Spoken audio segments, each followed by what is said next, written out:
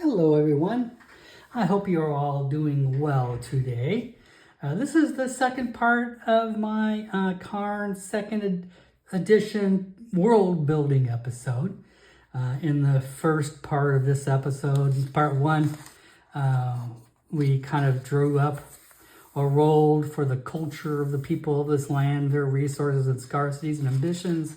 And then we rolled up 4 factions. And they all turned out really great. 4 main factions in this part of the world. We rolled them up with all their traits and ambitions and agendas and advantages and all sorts of good stuff for that.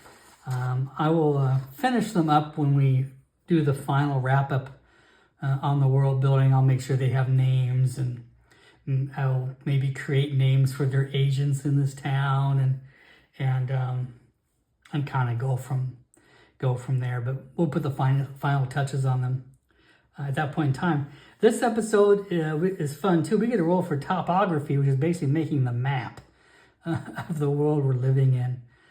It's kind of fun because you get to throw dice and roll them on this nice piece of paper, and based on where they land is where the topography is for this map. So yeah, that should be really fun. It seems to me like I've played another game where you did that, where you dropped a bunch of dice, down on a map to kind of come up for stuff. But I don't remember right now. Maybe I've done this before for Cairn 2, and that's what I'm remembering. Okay, so yes, let's do it. And we'll show you how it works as it goes along. So first step, roll a d6 to see how much terrain there is. Or how many different dice we roll. If I roll a 1, I'll probably roll over. That seems like 1 seems very boring map to draw. So, and 2, let's go. Let's do a little bit more. 3, okay, 3 is fine.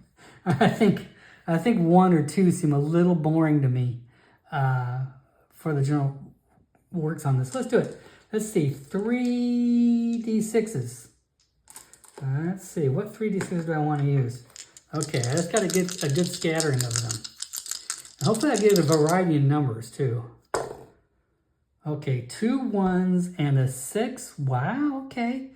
So you need to make note of the dice, because if it was a 1, 2, or 3, they're considered easy, which are, nice entry-level stuff, and 6 is perilous, so 6 is nasty. So this is great. Let's draw some lines here.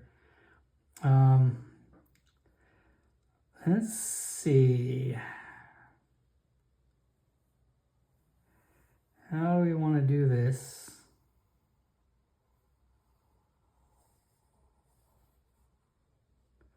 Okay, so this will be the 6th part. This will be maybe the perilous part of the land.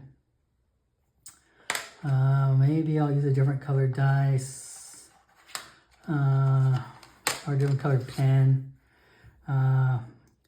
This might be the first.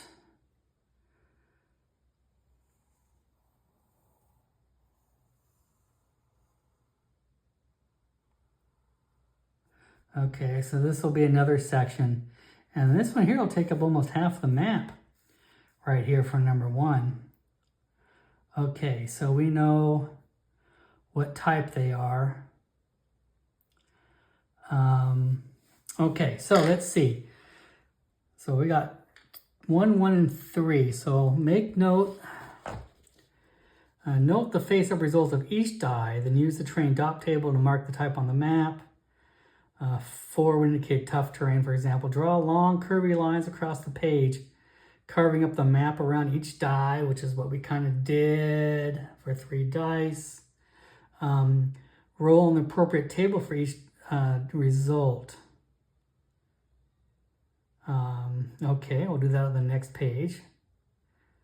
Replace the die with a triangle, writing the landmark on the map.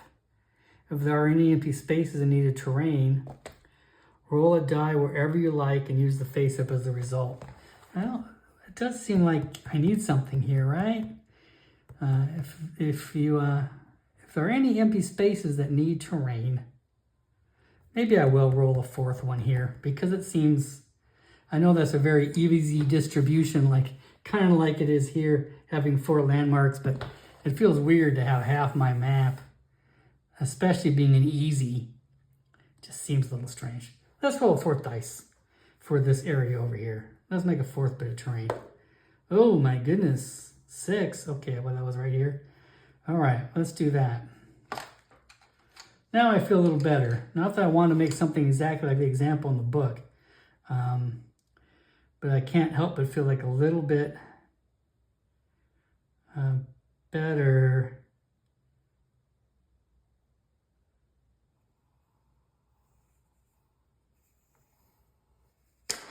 Now we have at least a 4th part of terrain over here. 2 easies, 2 perilous. We're kind of on the border of something here, aren't we? Okay, that works for me. Let's try it. There's no tough. Maybe I should do a tough. Maybe I will make this a tough. That way I know it matches a little bit what's there before. 2 easies, a tough, and a perilous. It just seems, let's do it that way. Let's do it that way. Oh, I should have kept the dice on the board though to where the landmarks were. Oh, that's all right. It's not a problem. We're gonna know where they are. Let's see. Replace the dice with a triangle, writing the landmark result on the map. So that's fine. I remember vaguely where the dice were. I think I can remember that. Let's do it. Easy.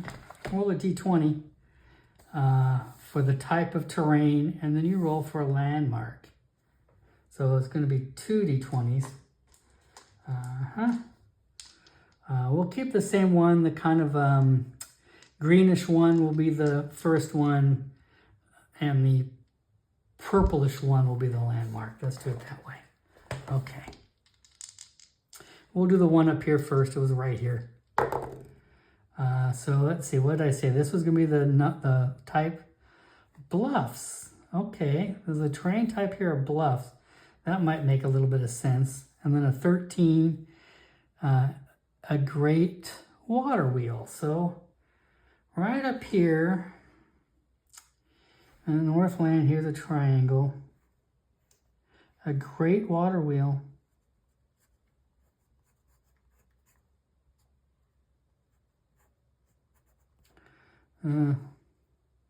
What about my handwriting? Do I need to, oh, well, don't worry about it. I'm going to rewrite this map anyway. Great water wheel.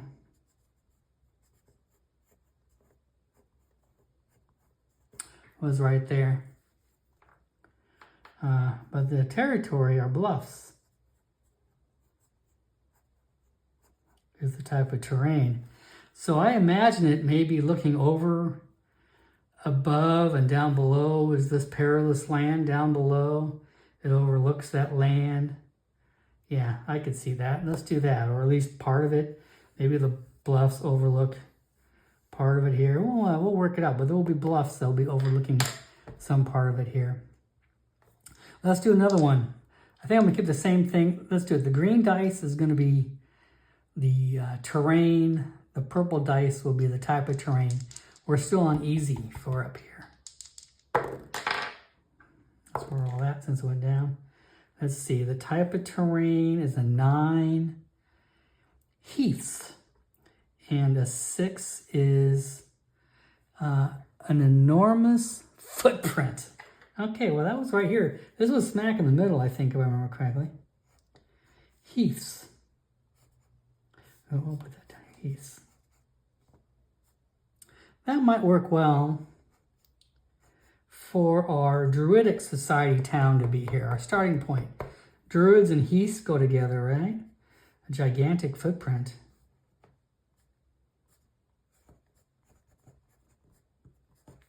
Footprint. Okay, gosh, my handwriting. Okay, I'll quit bitching about my handwriting now. Okay, let's do the tough one down here below. Same sort of thing. Green will be the terrain type. This will be the landmark. If I remember correctly, the landmark was kind of over here. Type of terrain for tough, 9. Forests, okay. If I remember correctly, it was kind of close to the edge over here is where this dice was when I randomly rolled it.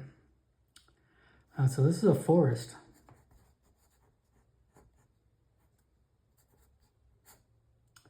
And then the type here, 13 Leviathan bones. How do you spell Leviathan there? Leviathan.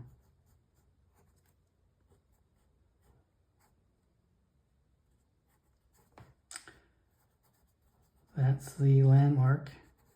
Landmarks can be seen from a great distance all through the terrain, so they kind of make the, I guess they're exactly what they say. They're a landmark. You can see them from a long ways away, so you can judge where you are in relation to the landmark. So this must be an incredibly huge water wheel. And I don't know what would make a large footprint stand above the ground, but maybe I'll have to put the bluffs over here. If I put the bluffs over here, you could see down in and see that gigantic footprint.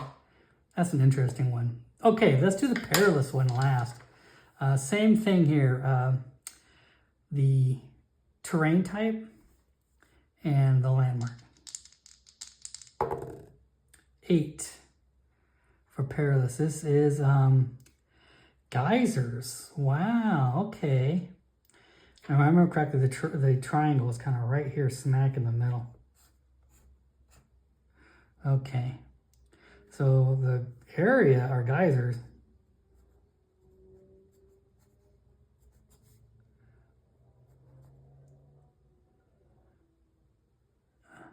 ERS.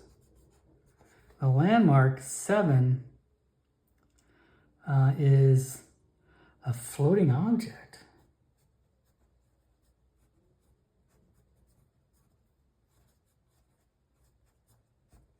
Interesting. Okay. Okay. Interesting. So there's our general rough and tumble topography right here. That's what we have going on. Let's see. The next thing we want to do here, every region should have some kind of water source. Otherwise, where the local get their drinking water. Receive news from the rest of the realm. To create waterways, draw a wiggly line from the highest elevation point to the lowest. If the river runs through a terrain higher in elevation, it might terminate in a lake. If your map has a sea, it might terminate there. Otherwise, the river will continue off the map page. If the river runs through a terrain that is a higher elevation, got it. Okay, so let's do some rivers here. Let me get out a pen for a river. Well, we got a great water wheel here, right? So we're going to have a river running through this great water wheel. That's for sure. I'm going to view a couple tributaries over here. I'm going to say it runs down. I haven't decided if this bluffs are going to be here or not. I'll work on that. What do you say we have a termination of the Great Lake right here? We'll draw a wonderful lake around here.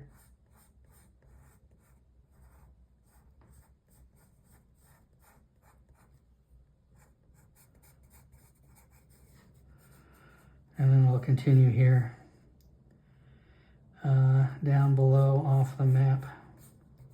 That sounds reasonable. How about we do a similar thing here?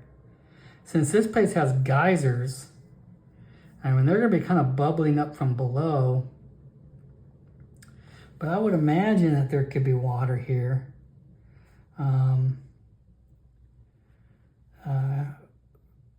Geysers, I'm trying to think about how geysers, where they would have come from, where the water could be. Maybe we'll indeed do another river running, maybe running more east. Okay, let's do this. We'll do a little bit more, still kind of running south off the map. But we'll have it go here, and then maybe it fractures into here.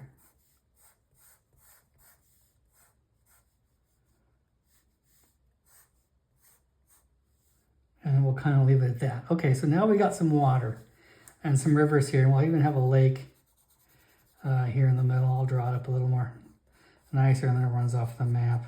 Here, I'm going to say maybe it stops. Who knows where it'll go in here. But we'll do that. I like this. Okay, great big natural lake around here. A great water wheel is going to have a big river by it. But I think we'll leave these two tributaries here. Leave it at that. Usually rivers don't split though, really. Normally, don't they split, go in that direction? They don't split and dead end. But I guess because of the geysers, this is going to be a weird area. So maybe it will be a little different.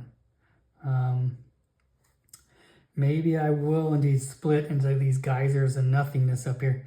It's not really how rivers work, but this is a weird area, perilous area. So we'll make it work. It's a fantasy land after all. Okay, that's next. The weather. Seasonal weather. Weather can have a great impact on the people, culture, and terrain, and implies what kind of clothes they need to wear, tools, etc. To determine the average weather of a region, roll on the seasonal weather table for each season. Optionally, you may roll on unusual weather around particular landmarks or terrain. All right, so let's determine the seasonal weather. I think I'll make just note on this rather than on the map. I think we'll just notate it in my notebook. Weather.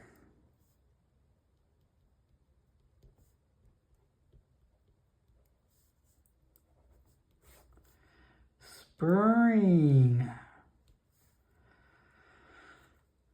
Summer. Fall.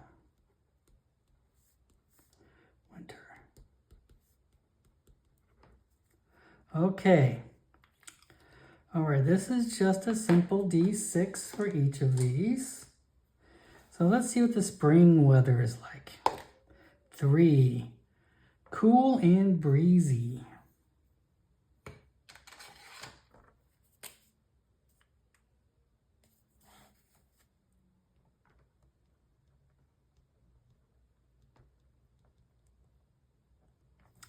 What's the summer weather like?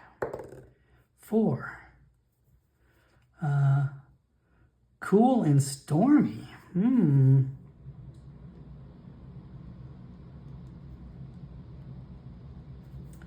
What's the fall weather like? 5. Cool and rainy. I'm sensing a trend. What's winter weather going to be like? 3. Cold and raining.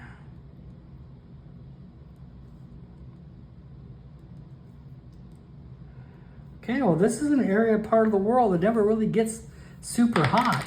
It stays pretty cool all year round and is a little rainy and stormy a lot of the time. There's a high rainfall in here.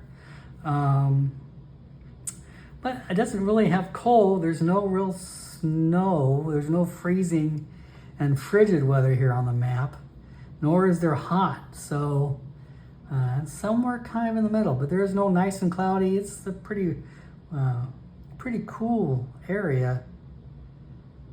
Maybe I would picture as maybe being high in elevation. Maybe that's why it's cool. Maybe that's why we got bluffs. Maybe it's not necessarily high in the north where we have a lot of snow or cold temperatures very often, except during winter. But still, it tends to be rainy. So I'm going to say maybe it's just a high elevation part of the world. I'm going to roll on the peculiar weather for the perilous situation down here. I don't know what this floating object is in this perilous land with geysers, but I'm going to roll on perilous weather for our crazy land down there. Or I should say unusual weather.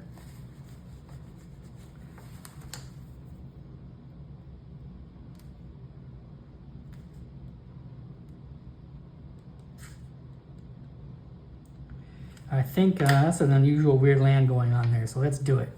Unusual weather. 17. The rain glows gently at night. There we go. The rain glows gently at night. It can be gathered, but the light eventually fades. Interesting. The rain glows gently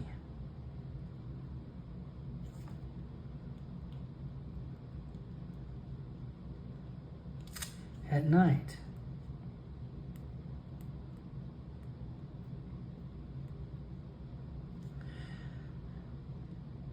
It can be gathered,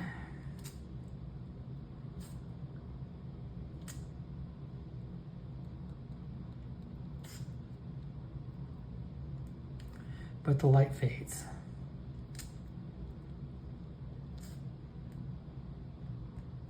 Eventually fades.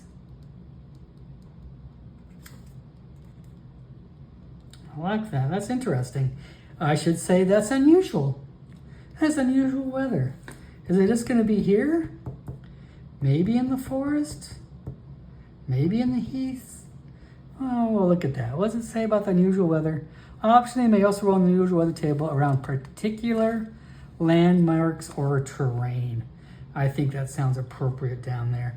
And around that floating object, the rain glows at night and can be harvested as a light source.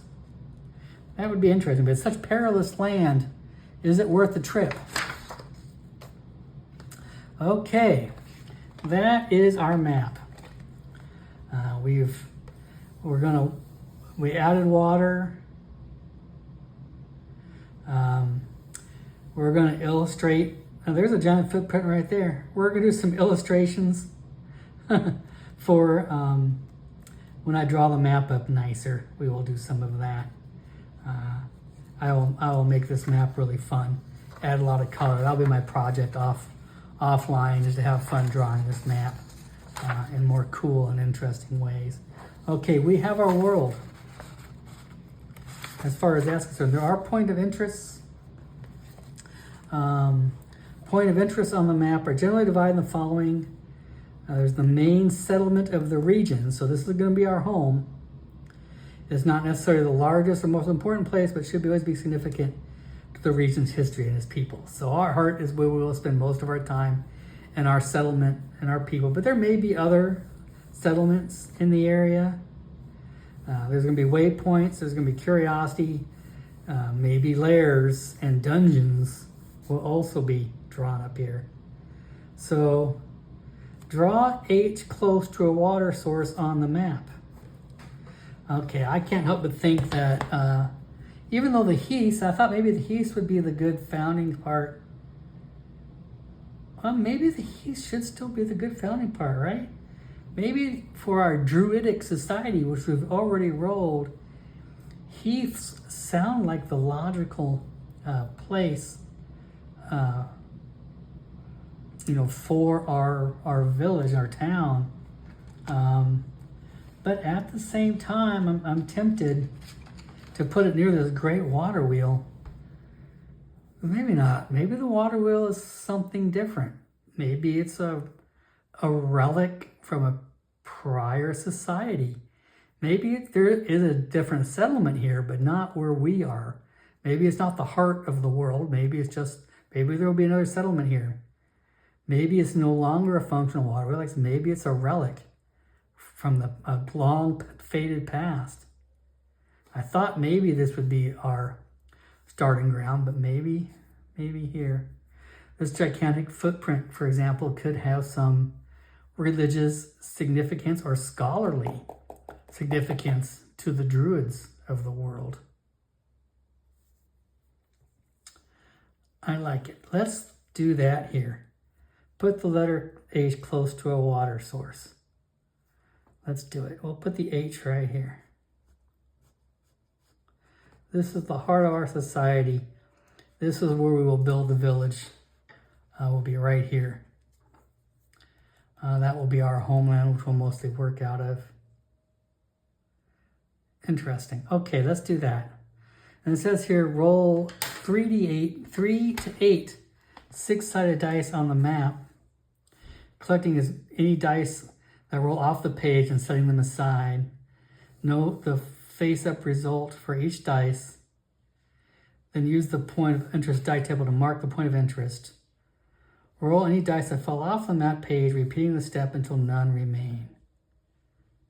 3 to 8d6. How many 3 to 8d6 do we want? Some point of interest. Roll on the relevant table for each point of interest. Yeah, here's their example map here. Here's a lair, there's the heart, there's another settlement, a dungeon, a curiosity, another lair. Okay. How many point of interest do I want to do? I guess I get a choice. I can do as many point of interest as I want, huh? 3d8. 3d8d6. Let's see. How about, let's see, 3d6, 3, 4, 5, 6, 7, 8. Maybe I will just do that. Let's roll a d6.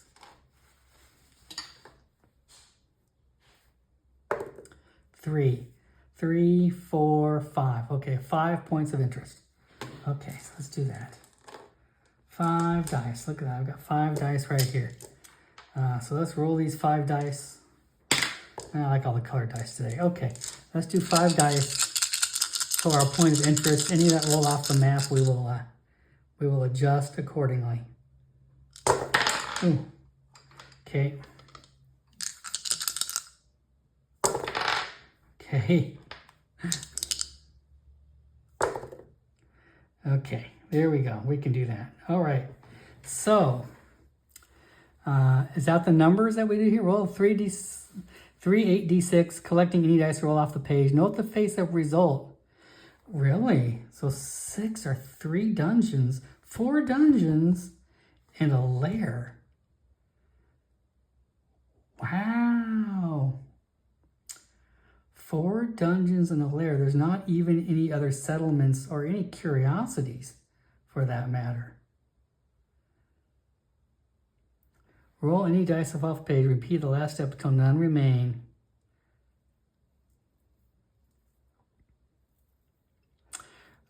Let's see. Starting with the heart, number each POA on the map. Roll on the relevant tables for each point of interest, including the heart.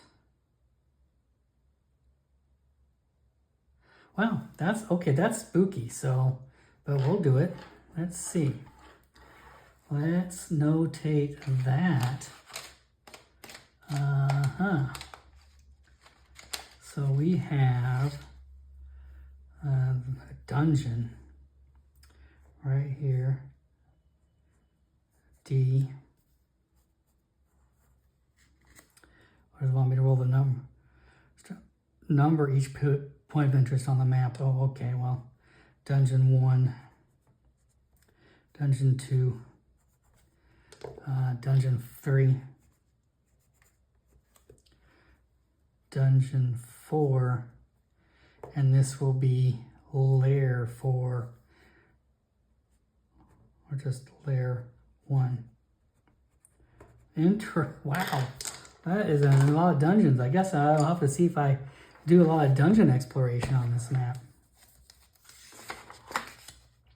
There are no more settlements unless I want to do, the heart is not a settlement, right? Oh, and that would be a waypoint or settlement. So I'm going to say no, the heart is not the settlement. So there's no settlements to roll. There's no waypoints to roll. There's no curiosities to roll. There is one lair. Let's roll a d20. Oh, I guess I can do 2 d20s. A lair is a 17. A rusted construct, 14. Scavenger's prowl.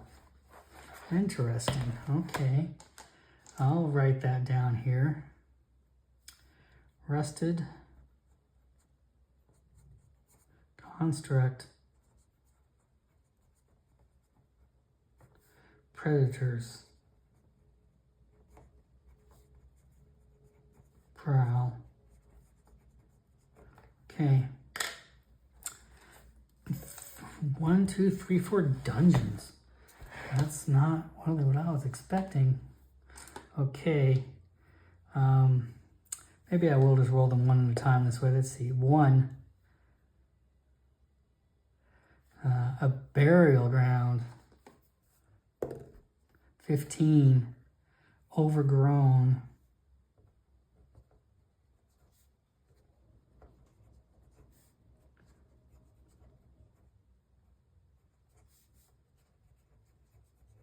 Overgrown burial ground.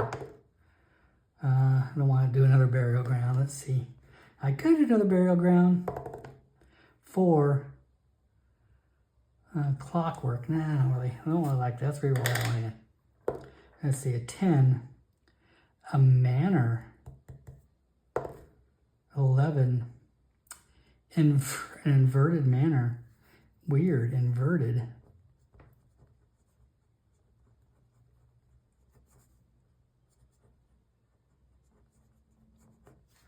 That's interesting.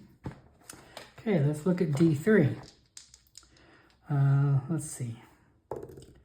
19, a tower. 16, petrified. Okay. How can a tower be petrified?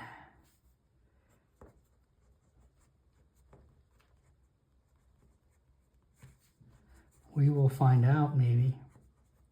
Petrified tower, last dungeon. 6, an estate. 5, collapsed. Collapsed estate.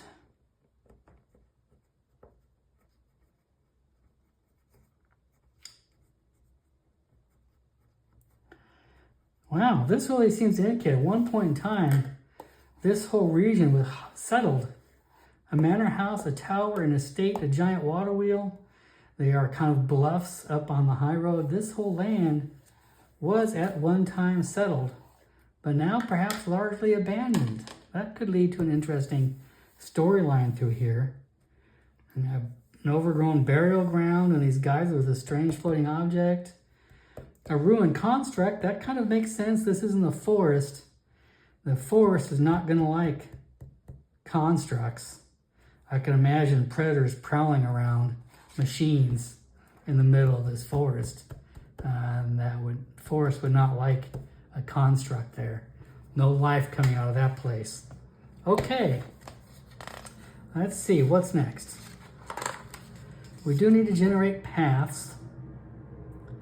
Paths are geographic connectors from well-traveled roads and trails to rough terrain routes. Paths provide compelling choices between point of interest, where factors such as safety, speed, travel difficulty must be weighted. Standard paths are obvious, well-trod between 2 points of interest, represented by a thick line. Hidden paths do not appear on any known maps. Dashed line, conditional paths may be blocked or require special tools to get to, represented by a crossed line. Starting with the heart, create 1 to 4 paths between each location. Create loops, branching paths, dead ends, and shortcuts between the point of interest. Some paths may be part of a chain. Some paths are conditional. Some paths are hidden. Designate each path using the number of point of interest and connections. Indicate in your notebook under the originating path or separate section. Decide whether the path represents a road, a trail. Roll on the path features table for each path. And then determine the distances between the point of interest and note the duration on the map. Yeah, our place is way away from any of these point of interests. I would imagine there's some pretty good roads though up in here. These might be pretty clear, but getting to them, if there's got bluffs here, we'll have to work it out. I imagine down in here, even though maybe along the waterway, but I would say it gets pretty hidden. If it's an overgrown burial ground, there's not real traffic here. That's probably gonna be a hidden path. And this here is probably gonna be nothing more than a trail, maybe coming on down here to this construct. So I'll save that before the next video, I realized this one might already be rolling pretty long. But our world is coming into shape, isn't it? It's not quite what I expected. I was not expecting to roll so many dungeons in a lair. It would have been nice to have some curiosities or something like that, or another settlement. It would have been nice to have one settlement out here somewhere, but this is a very quiet, barren land. Our heart may be the only real settlement here. That's going to lead to a lot of wilderness and apparently dungeon adventures. So we'll see how that works out.